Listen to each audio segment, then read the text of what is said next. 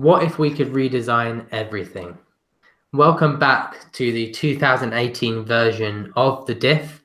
My name is Seb and I'll be hosting through this session. And thank you so much for joining us this morning, this afternoon, this evening, wherever you are. It's a fairly chilly morning here down on the Isle of Wight in DIF, in one of our DIF studios.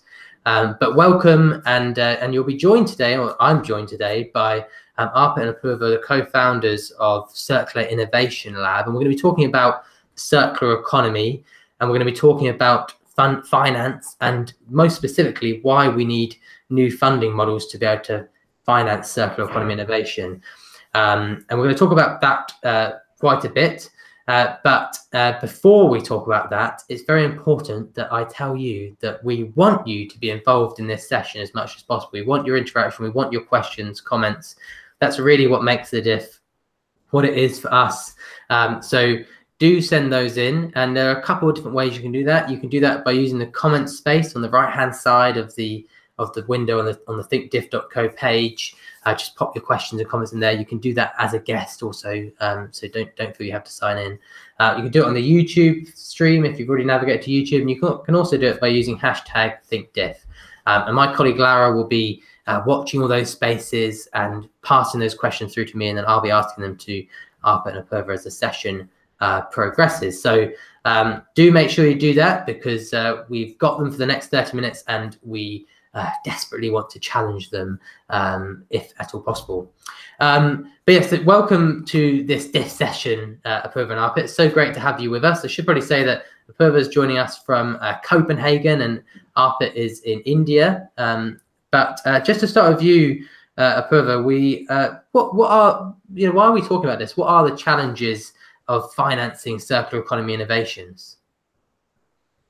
Well, first off, Seb, thank you so much for this lovely introduction, and thank you for having us here today. We're delighted to be here. It's quite chilly in Copenhagen as well. To begin with our discussion, we realized that during our work in circular economy, we realized one of the major challenges that we face is that whenever we talk about circular economy, we fail to understand that circular economy inherently is not a new concept. It is just a cohesion of several strands of thoughts that have been around for centuries, and our planet has always been circular until the Industrial Revolution, from where we moved towards a linear economic model of growth. And just until a few years ago, even governments were apprehensive about the notion of circular economy and have only recently started warming up to the concept of circular economy, some more than others. Therefore, circular economy innovations do not get funding quickly, as mainstream investors and venture capitalists are initially reluctant to fund new concepts very quickly. As the concept of circular economy, even though conceptually proven, is at its infancy in the implementation. And what we strongly believe and know is that disruptive innovation lies at the core of the circular economy, and we cannot stress enough on the need for upstream innovation. And when we look at different stages of an innovation, from ideation, prototyping, validation, market entry, and finally to expansion, what we see is the lack in the access of capital in the first two stages, which are very crucial for circular economy. So the idea being that basically if you've got this new innovation or new business idea, usually, almost always, to be able to get it off the ground, you need some initial funds and investment to be able to actually generate that model. And is it fair to say then, just to slightly follow up on what you just said, Apurva, is it fair to say that generally investment is based on history, on stuff that's happened before? So you can say, oh, it's a good idea to fund this technology because we know that it's worked for this sector or this industry. Is that sort of how it works? Absolutely, because when you essentially look at it from an investor's point of view, if the risks are sort of the same between two innovation, one that is the investor would probably go for the one that's proven and not for the one that has those risks of not getting off the ground in the first place. So, Arpit, why do we need new funding models for circular economy? Yeah, I mean, If we look at our current financing models, I think for more than a century, they work on linear products and services, where a company innovates a product, manufactures it, and sells it and earns revenue. On the other hand, the success of circular economy innovations are dependent on several supply chain actors. To commercially scale a circular economy innovations, all actors in the supply chain have to collaborate and make the product cycle circular. How would let's take it for instance, how would financial institutions fund innovations such as products as a service, where customers no longer make one lump sum payment for a product at the point of sale, but continue to make payments for life of the product? In such models, viability depends more on cash flows than the underlying value of an asset, and contracts actually become much more important part of doing business, as does the credit worthiness of customers. We need new funding models because ones that exist at the moment, only if they exist, only cater to transitioning towards circular business models by already established companies, and not one focuses on circular economy innovation and mentoring innovators at seed level. And circular innovators in need of financing are startups. They're often considered not to be sufficiently creditworthy. They're often characterized by short track records and have a limited financial position, like you just mentioned. In addition, they're either marketing existing products in new ways, for example, servicing consumer goods, or have developed totally new products. Therefore, circular businesses can be easily marked as highly risky by the traditional ways in financial institution, by traditional ways in how financial institutions model risk. The current finance models are not sufficiently capable because the innovators usually have limited collateral or few physical assets for loans. Circular economy innovations are not yet fully commercially proven technologies and have associated operating risks. The transitions to unproven business models have market risks. There are often supply chain uncertainties for new and innovative materials. There is also lack of demand in poorly developed markets for remanufactured and refurbished products. So often investors are not confident about investing into these innovations. New financing models also play a crucial role, where contracting is long established in the field of energy efficiency. For example, similar models for circular economy concepts are frequently still in the early stages of development. The associated uncertainties and teething problems frequently make it difficult for innovative startups to gain the necessary access to capital markets. Let us look at example of service-oriented concepts like Xerox and Mud Jeans, where the ownership remains with the manufacturer even in the use phase, and cash flow is considerably delayed in comparison to linear business models. Such concepts could be supported by new green bond markets and new innovative models, which are itself at a very early stage of development.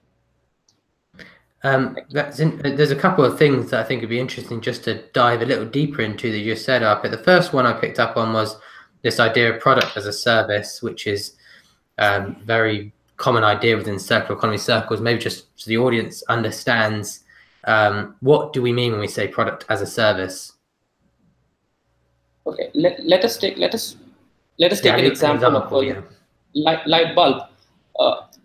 At the moment, we buy a light bulb, and the manufacturer actually mines for the equipment, manufactures it, sells it to us. We use it for a couple of weeks or months, and we throw it out. What if we could think of it in a different way, and we could lease the light bulb from the bulb manufacturer? Bulb manufacturer is dependent on repairing it, refurbishing it, and providing us with the new one. And we are going to pay the bulb manufacturer as much as we use the bulb. So in the end, as soon as the bulb goes wrong or bad, the bulb manufacturer replaces it, refurbishes it, and makes a new bulb out of it. So the loop is closed. It's a win-win situation for the customer as well as the manufacturer. And the point you were making from a finance side is that this actually changes things quite drastically for an investor. So if you sell your light bulbs, you have you do your mining, which is where you need some investment, some support. You sell those and you get a profit on top, which is also goes back to your shareholders or your investors as immediate capital and you get all your money then, even if it's better for you in terms of long-term profits to contract that out as a service, you're not getting that big bulk of money back together. And actually you're entering into some long-term contracts which sort of feed money in much more slowly, and maybe it's harder to attach directly to your, where you're mining from. Is that kind of what you were saying earlier as well? Exactly. It is an unproven concept in terms of finance. And how would financial institutions agree to this business model at the outset? Yeah. And also, I think one thing that I just want to quickly add to what Arpit was talking about is that since ownership remains with the manufacturer, even in the use phase in such a scenario, the cash flow is considerably delayed in comparison to a linear business model for the manufacturer, and which is why there is such a fundamental problem affecting such service-oriented concepts such as these. Yeah. I mean, maybe one question that we actually have had a question in that kind of speaks to this. Thanks again for tuning in, Jojo. Good to have you again. But what she asks is, why are people so insistent on the proving that circular economy works? And one of the things she asks is, did anyone insist on the linear economy being proven before it was brought into existence? And I guess the other thing about that question is, what makes it different when it's a circular economy innovation versus a linear economy innovation? What makes it challenging from a proof of concept perspective? I think that you want to take that one.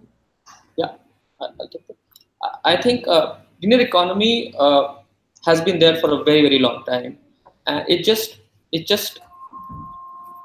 increased when the industrial revolution happened. So it proved in terms of, because it got people with quick money. You make product and you sell it.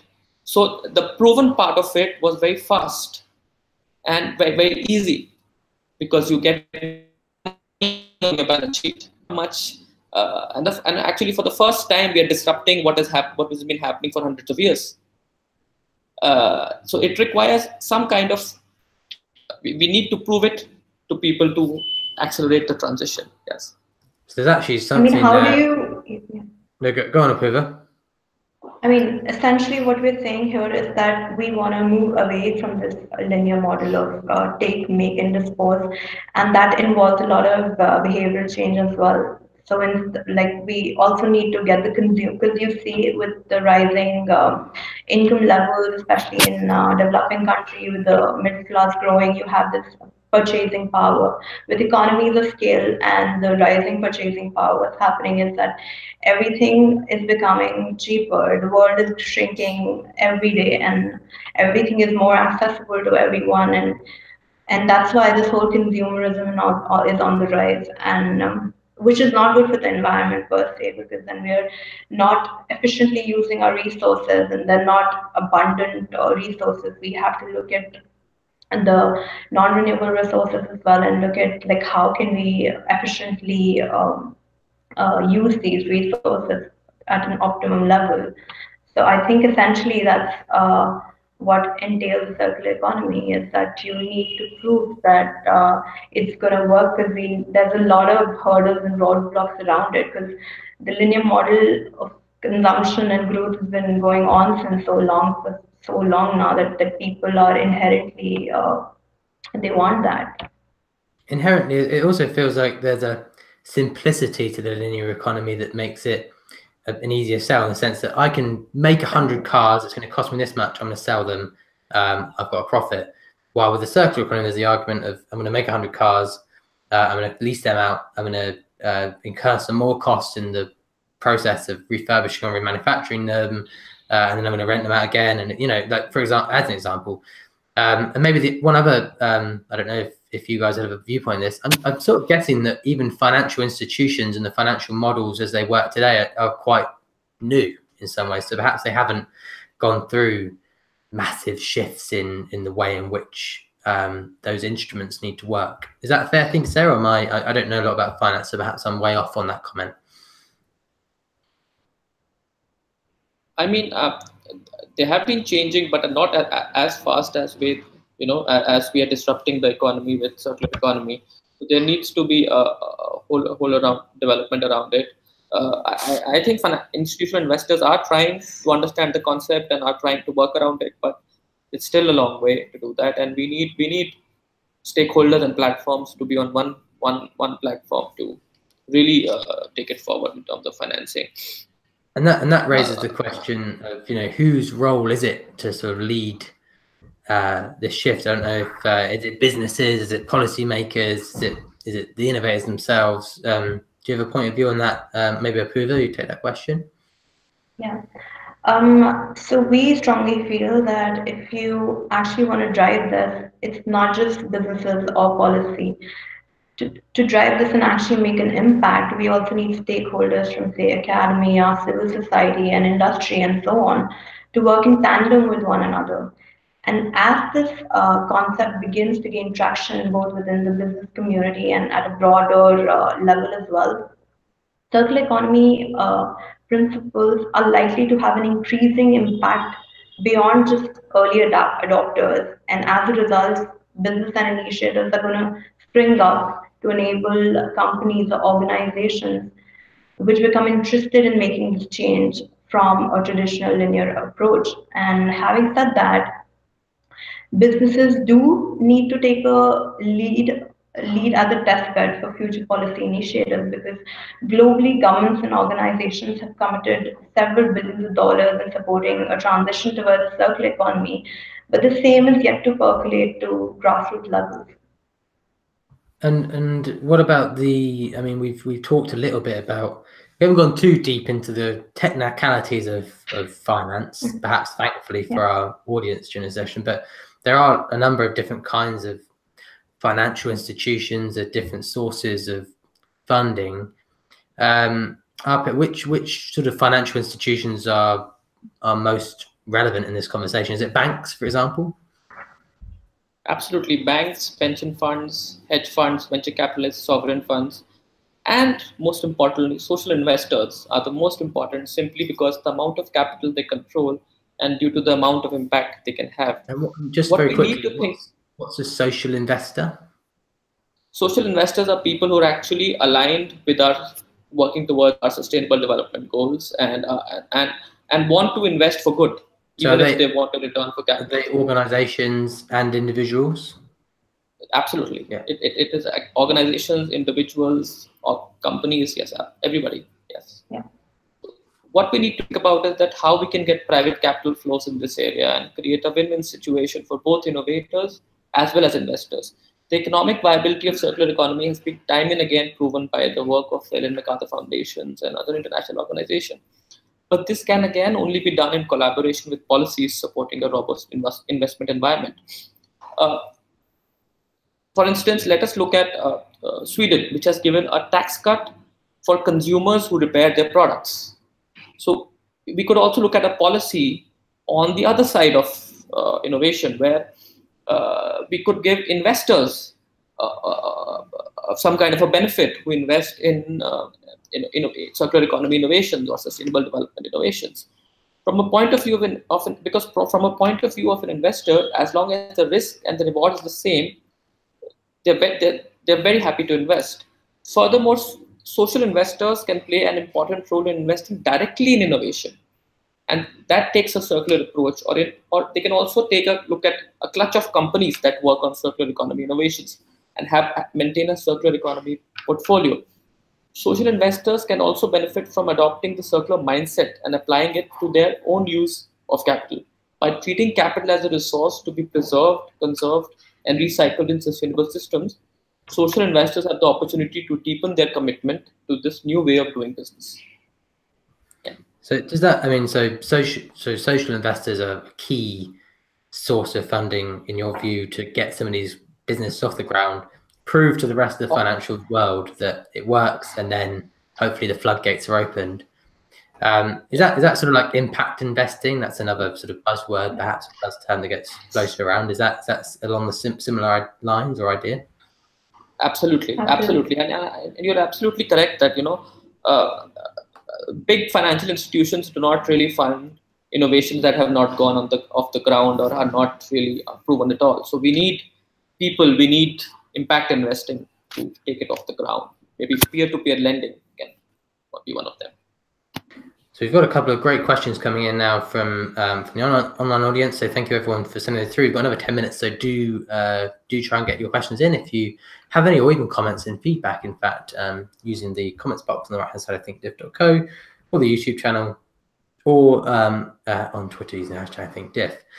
We've got one. We've got a sort of it's not as relevant to the finance side, but I think it's kind of interesting to talk a little bit about your backgrounds as well in this conversation, which is what are your favorite examples of circular economy in action, and maybe starting with you, Apurva. What are some great examples of the types of models that we're looking to get investment for? So I came across this circular economy innovation from India, actually, from the state of Kerala. They actually won a race about at this climate launchpad. They make a straw, organic straw from dried out coconut leaves, and how they did it is that they I think the founder was just walking around one day, and he saw this curled up dried up coconut leaf, and he saw that once you it looked like a straw, and he decided to go on and test and how this could work out. And like, if you crush it up at the right level, it has this wax. It's a special wax that comes out on the straw and makes it hydrophobic, and it's one of the straws are as good as the straw ones. And since it's made out of like dried out coconut leaves, essentially the raw materials don't have a lot of like would be super cheap, and they're able to compete with plastic straws. This is one of the innovations that I recently come across, and it's called Doodly, I think. And this is something that I found really interesting.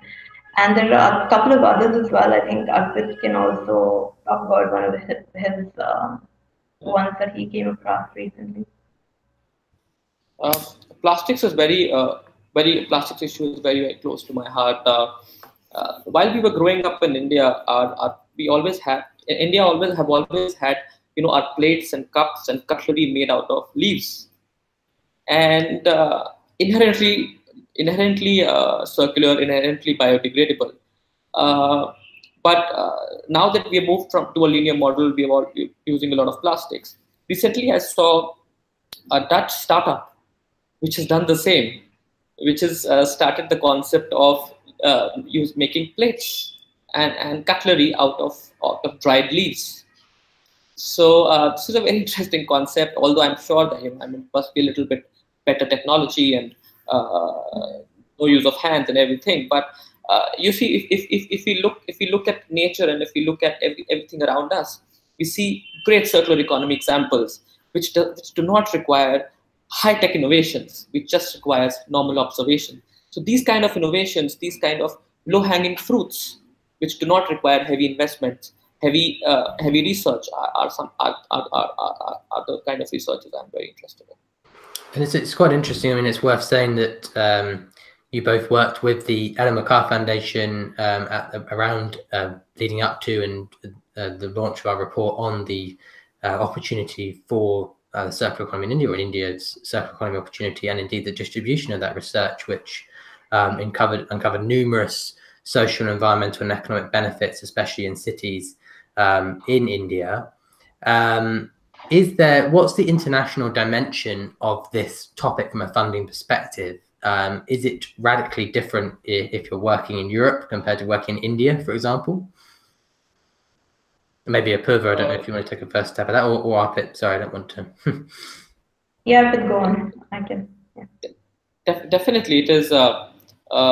India is still warming up to the idea of circular economy at the moment. So circular economy funding is I think a little bit far from it, because it is still a very, very new concept in comparison to Europe and the rest of the world. That is why we are both have launched this platform called the Circular Innovation Lab, which is developing a platform to support circular economy innovations through mentorships, which is very, very important, technology and collaboration. And it is not just focused on India, it is focused globally. And our main focus would be on supporting grassroots level innovations. And for instance, I'll give you an example. We were contacted by a student from the National Institute of Design in India a couple of months ago, and that researcher has made a smart plug and has reduced the use of plastics by 40%, and has also made sure that the plug can be repaired easily and removed and replaced with new parts easily. So we get a lot of queries from innovators and investors in India, who have innovations on their hand but do not know what to do about them. And Apurva is leading the organization as the Chief Executive Officer of the Circular Innovation Lab. And in this spirit, we've recently given India's first TEDx talk on circular economy and represented the Circular Innovation Lab and at the UN Global Sustainable Development Report consultations in Dhaka last week, where again we reiterated the concept of need for funding circular economy innovations. And we are also extensively providing our consulting services to various organizations globally in that area. Yeah. So that's what you're sort of working on now. That's what the Circular Innovation Lab is. I have one very quick question about the Circular Innovation Lab, but there's actually a good question in from online, which kind of links into some of this conversation we're having from Jojo again. And what she asked is, do you think there's a tipping point for the finance sector in terms of accelerating the transition to a circular economy? Is there a point when, it will just be embedded in the way that sector works? We see that we are going to reach it. I don't see that we have reached a tipping point yet. We are on the way towards it, but I think we should get it as fast as possible, and we should reach the tipping point. We don't have the time. I think it is the need of the hour to do that. Yeah, and this was actually reiterated with the IPCC report that came in on climate change, that we essentially just have the next 12 years to rethink the way we use goods and use our resources, and how we need to be more careful. And so it's going to actually get the financial sector in this space again. I mean, we're moving towards that, and the financial sector will adapt to this, I guess. It's going to happen. Yeah. Just a quick question on Circular Innovation Lab. Are you guys, are you looking at ideas that are pre-proof of concept? And by that, I mean, does someone reach out to you, or do you end up connecting with people who, I've got this sort of design for this cool new thing, I haven't really tested it yet. What stage, I guess, is the Circular Innovation Lab dealing with innovation? It is, I mean, obviously we need some kind of proof that it will be, at first level, or at least on paper, we need some kind of proof that it is a workable solution. And we also have a certain checklist of whether this really comes under the framework of circular economy. And for that we are working on a board of panel, which is going to review every innovation in that structure and see that whether can we take it on board or not. Yeah, I think it's absolutely essential to vet them. I mean, we are not going to be very stringent on whether it's going to be like a pre-seed venture or it's going to be like an idea on the ideation level, because what we are also trying to do is get mentorship and get collaboration among designers and other stakeholders that could help innovators. So we are not really stringent on that, but of course that if it's an innovation that we want to get through investment, we do need a proof of concept or something, some kind of validation of that proof of concept. That is, I guess, one thing that we need to consider. That makes sense. So we are pretty much out of time for this session now, but we have one more question, which I've been saving for the finale.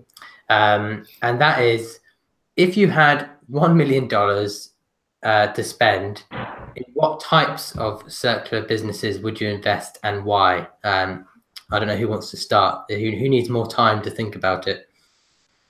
Arpit, do you want to go first? I mean, if I had $1 million, I would definitely be investing into plastics. That is and not just on the ocean, because we get a lot of focus on plastics in our oceans, but we do not get a lot of focus on plastics in on our lands and on our landfills. So I mean, I'll be focusing on setting up a design initiative to redesign plastics at a global level. Yes, that would be the focus. Yes. So innovation in the design phase of plastics. And Apurva, what would you do with $1 million if you had to spend it, invest it in circular business models? Obviously, we can all think of great things to do with $1 million. I think personally, I would invest into energy systems because as more and more I look at the way I use the internet, look at the carbon footprint of my sending an email sitting in Copenhagen to across the world and everywhere else, it's all energy. So I do feel that technology is an enabler to everything, and we can't we do without it. But I think efficient energy systems are something that are at the core, and we should focus on that. So besides plastics that Arpit already picked, I think I would go with energy systems. Plastics and energy systems. Well, thank you so much, Arpit and Apurva, for joining us today and for answering questions. Thanks so much to our viewers and for your questions. Thank you. There's a lot of different sessions. There are a number of sessions that focus on the theme of finance. It's an emerging topic around circular economy. We do have another session tomorrow morning at 10 GMT that looks at it from a Latin American perspective in terms of positive kinds of finance. There are lots of sessions. This is the penultimate day of the DIF. There's still loads of sessions to come, including one that I'm hosting again at 8 p.m. GMT tonight with Areti Markopulu, who's who designs cities and buildings that are more like living organisms than static structures. So that could be something that may in the future need a different kind of investment. But that's all for this session. So thank you so much for joining us. Thank you again to both our speakers, and we hope to see you again over the next couple of days during the DIF.